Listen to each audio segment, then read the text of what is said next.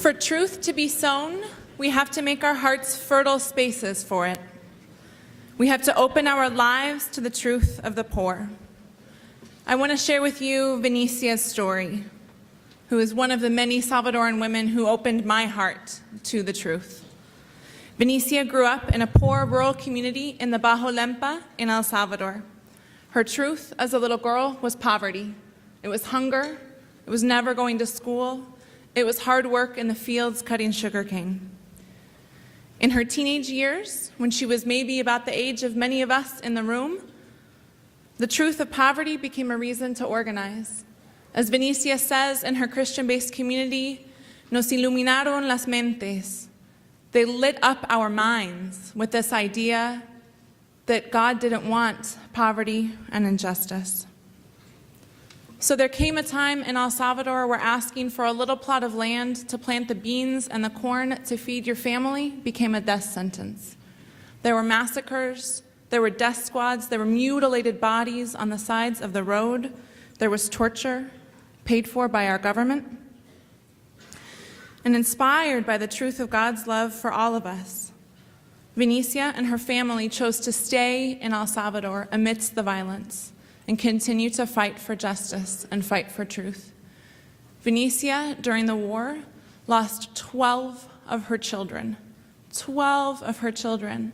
Some of them died of hunger, and some of them died from bullets. So when the war finally comes to an end, Venicia helps to found one of the largest grassroots organizations in El Salvador that fights to help people resettle in communities and to advocate the government for basic services like education and clean water.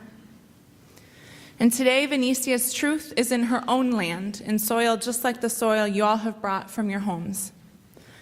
She takes anyone who is willing to go with her and says, I never thought I would stand on something that's mine. She'll pick a green mango for you, or she'll bring lemons home to make lemonade, and she's very proud of her very skinny cows. She happily and generously shares everything that she has. And like so many Salvadorans, Venicia carries the memory of the martyrs that have names, and the martyrs like her children, who many of us, we just don't know their names. Venicia invites us to get our hands dirty, to touch the earth, and to have the courage to see the truth. It's simple, and it's humble, and it's beautiful.